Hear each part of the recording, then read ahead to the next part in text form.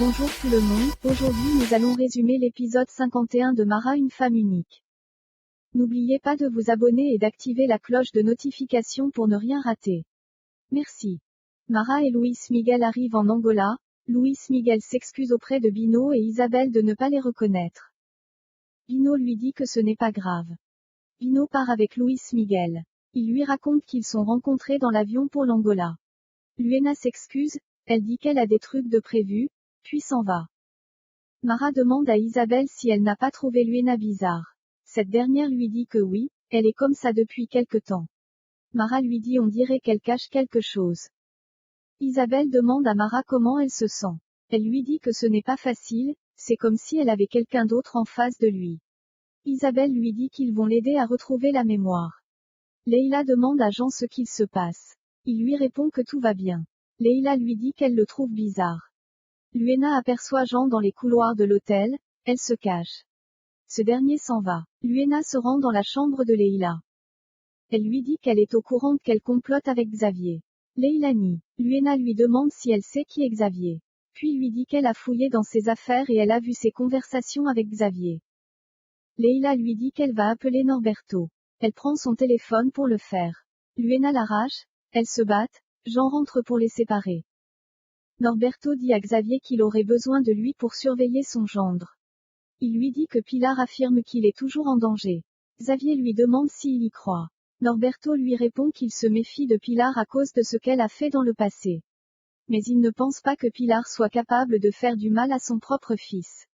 Xavier lui demande même si elle est obsédée à l'idée de le garder près d'elle. Norberto lui répond que l'affaire doit être tirée au clair. Il lui demande s'il peut compter sur lui, Xavier accepte. Arsenio demande à Norberto s'il a confiance en Xavier, ce dernier lui répond non, il ne fait confiance à personne. Il lui dit que Xavier veut remporter le contrat des assurances des hôpitaux. Arsenio lui dit comme union d'intérêt. Norberto lui répond que c'est la seule façon d'obtenir ce que l'on veut. Il lui dit que si Pilar a raison, la prochaine cible pourrait être Mara, donc il doit éloigner la menace de sa famille. Luena dit à Jean, qu'elle sait qu'il est amoureux de Leila. Ce dernier nie être ensemble avec Leila. Luena lui dit que ça se voit qu'il est amoureux. Elle lui dit encore que Leila n'est pas la petite fille innocente qu'il croit. Luena raconte à Jean que Leila complote contre elle avec son frère Xavier. Jean lui dit que ce n'est pas vrai. Luena lui répond que si, elle a vu des messages de son frère et Leila. Jean lui demande si Leila sait que c'est son frère. Luena lui répond que non, elle ne croit pas que Xavier lui ait raconté. Jean lui dit qu'il va tirer ça au clair. Luis Miguel dit à Mara, qu'il a trouvé Bino et Isabelle sympathiques. Mara lui dit que Bino était son meilleur ami, Luis Miguel lui répond, qu'il sait choisir ses amis. Mara lui demande s'il a bien choisi sa femme. Il lui répond qu'il croit que oui. Mara lui demande encore si les choses redeviendront comme avant. Et lui dit qu'elle espère que ça redevienne comme avant. Luis Miguel lui demande de ne plus lui parler du passé, parce que pour lui ça n'existe pas. Il lui dit que pour lui, il n'y a pas d'avant, il n'y a que maintenant. Puis ajoute qu'il lui faut du temps. Il lui dit encore qu'il vient de la connaître. Mara lui dit qu'elle comprend puis s'excuse. Elle lui dit c'est sûr qu'elle lui a donné trop d'informations puis s'en va se coucher. Luis Miguel pense à sa vie passée dans ce village. Pilar appelle Luis Miguel, ce dernier refuse de répondre. La femme de ménage lui demande d'appeler la police. Pilar lui dit qu'on ne la croira pas. Rui dit à Rafaela qu'heureusement le petit a pu s'en sortir. Rafaela lui répond qu'il s'est vraiment battu pour vivre. Rui l'informe que les parents du petit sont là, il les montre à Benedicta. Cette dernière insiste si c'est vraiment eux. Rui confirme. Benedicta se met à penser au jour où on lui avait annoncé qu'elle ne pouvait avoir d'enfants à cause de l'endométriose, et elle disait à la gynécologue que son mari veut des enfants. S'il la prenait, il la quittera. En sortant du gynécologue, Benedicta a vu une femme annoncer à son mari qu'elle attendait un enfant de lui. Benedicta demande à Rui de parler aux parents du petit. Rui lui demande pourquoi elle ne veut pas le faire puis dit que les parents seront contents d'apprendre que leur fils est en vie. Il ajoute que là c'est une bonne nouvelle qu'ils vont annoncer. Benedicta lui demande de lui faire cette faveur. Rui annonce aux parents que Simao a eu un léger trauma crânien encéphalique, une fracture à la jambe, et s'est fait opérer. Le monsieur lui demande pourquoi il s'est fait opérer, Il lui répond qu'ils ont procédé à une réduction de la fracture du membre inférieur droit. Puis lui dit que l'opération s'est bien passée. Le monsieur dit à sa femme que, si son fils meurt, c'est elle qui sera responsable. Puis les accompagne voir leur fils. Le mari demande à sa femme de rentrer, parce que c'est mauvais pour son état dépressif. Benedicta pense au petit qu'elle a secouru, puis passe un appel à Raffaella. Elle lui demande de venir chez elle. Raffaella lui dit qu'elle a pris du retard parce qu'elle attendait Leandro, puis lui raconte qu'il y a eu un drame, digne d'un film dans leur quartier.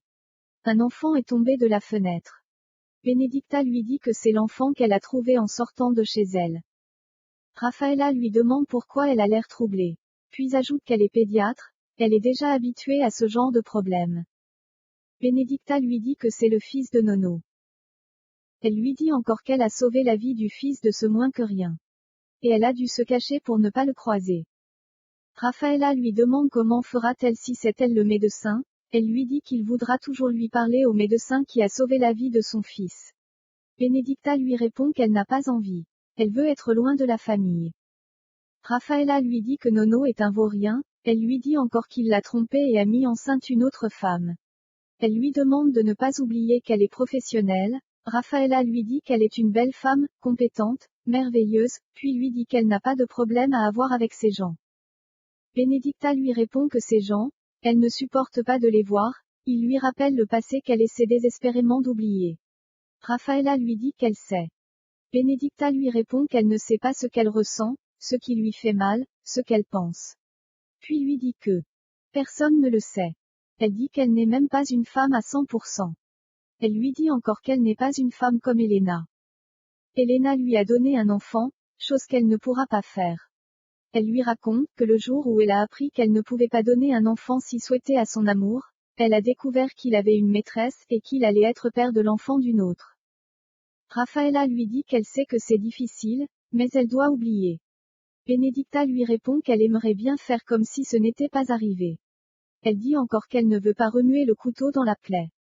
Puis se demande pourquoi cet enfant a croisé son chemin. Raffaella la prend dans ses bras. Jean pense à sa conversation avec Luena concernant Xavier et Leila. Puis dit à Leila que Luena lui a raconté qu'elle complote avec Xavier Mendez. Il lui demande si c'est vrai.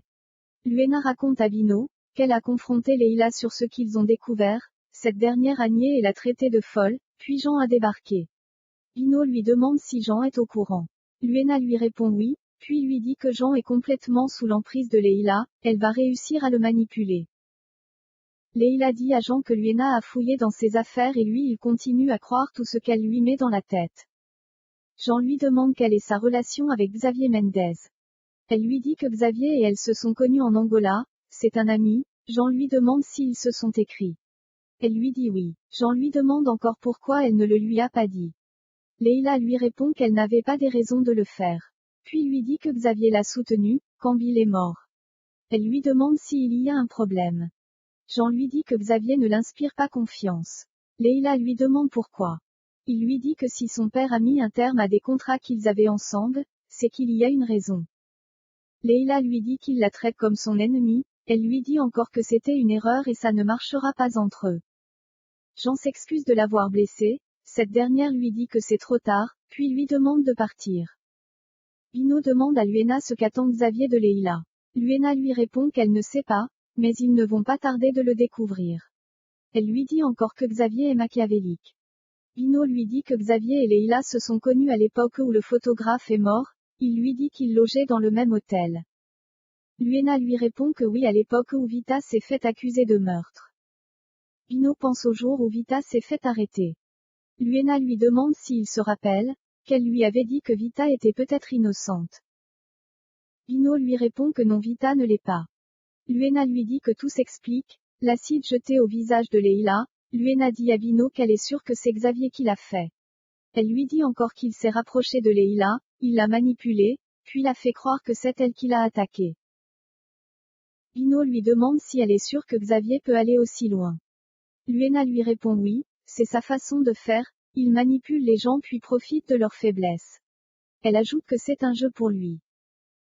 Vino lui demande de le dire à Leila. Luena lui répond qu'elle ne va pas lui croire. Elle lui dit qu'elle doit trouver les preuves. Puis lui ajoute qu'elle ne laissera pas Xavier détruire ce qu'elle a réussi à construire. Bino lui dit qu'il aidera. Luena dit qu'ils doivent parler en premier à Jean. Bino et Luena aperçoivent Luis Miguel et Mara. Luena dit à Bino qu'elle trouve Luis Miguel étrange, différent, on dirait quelqu'un d'autre. Bino lui répond qu'il a perdu la mémoire, il lui dit que ça peut changer un monde. Luena lui demande si ça peut changer les sentiments. Elle lui dit qu'il regarde Mara, c'est comme s'il regardait une étrangère. Bino lui dit qu'il a peur qu'il fasse de mal à nouveau à Mara avec ça. Mara montre à Luis Miguel l'endroit où il travaillait. Elle lui raconte qu'il s'était disputé avec ses parents parce qu'il voulait rester avec elle et les enfants. Luis Miguel lui demande s'il a une autre fille. Mara lui répond oui. Luis Miguel lui demande encore s'il avait de la famille à Lisbonne. Elle lui répond oui. Il lui demande si elle veut dire qu'il a voulu abandonner tout le monde. Mara lui répond oui, il l'a fait pour eux. Luis Miguel lui dit que ça ne lui semble pas correct. Mara essaie de lui expliquer, ce dernier lui dit qu'il n'aime pas le Luis Miguel qu'elle décrit, puis s'en va. Mara le rattrape, elle lui dit que c'était une époque difficile pour eux. La vie de leur fille était en danger. Luis Miguel lui demande de rentrer. L'homme de main reçoit des ordres au téléphone, on lui demande s'il a vu Luis Miguel. Il répond oui, il était juste devant lui. Mara raconte à Luis Miguel comment ils se sont rencontrés. Elle lui dit qu'il avait un accident et elle l'a soigné. Elle lui dit encore que beaucoup de choses les séparaient, elle voulait même abandonner mais lui il était plus fort qu'elle. Il lui avait demandé de se battre. Luis Miguel lui dit c'est sûr qu'il avait convaincu avec une phrase de Nelson Mandela. Cela semble toujours impossible jusqu'à ce qu'on le fasse. Mara est très contente, elle lui demande s'il arrive à se rappeler de ça. Il lui dit non, il a toujours aimé cette citation, et il pense souvent à ça. Luis Miguel lui dit que tout ça doit s'arrêter. Mara lui demande quoi. Il lui répond qu'il ne supporte plus de chercher un étranger qui est supposé être en lui. Et de regarder des gens qui sont supposés connaître cet inconnu. Et lire la déception en eux comme s'il était coupable. Il lui dit encore que ce n'est pas de sa faute si on lui a tiré une balle dans la tête. Il lui demande de l'excuser de ne rien ressentir pour elle. Mara lui demande ce qu'il a dit. Il s'excuse puis lui dit qu'il ne voulait pas dire ça. Luis Miguel s'énerve encore en disant qu'il est fatigué de devoir s'excuser à tout moment. Mara lui dit que l'important est qu'il soit en vie, le reste viendra petit à petit. Puis lui demande s'il peut la prendre dans ses bras. Mara pleure. Mara sort les valises, elle dit à Luis Miguel, qu'elle croit que c'était une erreur pour eux de venir en Angola. Elle lui dit encore que personne ne peut comprendre ce qu'il vit. Luis Miguel lui dit qu'il veut bien retrouver la mémoire, et il sait ce qu'elle représente pour lui. Mara lui dit qu'il ignore quelque chose d'elle. C'est qu'elle est patiente. Luis Miguel lui dit qu'il lui faut du temps. Il lui demande si elle pourra l'attendre. Mara lui dit qu'il peut prendre tout le temps qu'il veut. Mara lui demande s'il va rester avec eux ou bien aller chez son père. Elle ajoute que George sera content de l'accueillir. Luis Miguel lui répond qu'ils verront une fois arrivé à Lisbonne. Luis Miguel monte dans sa chambre faire ses valises.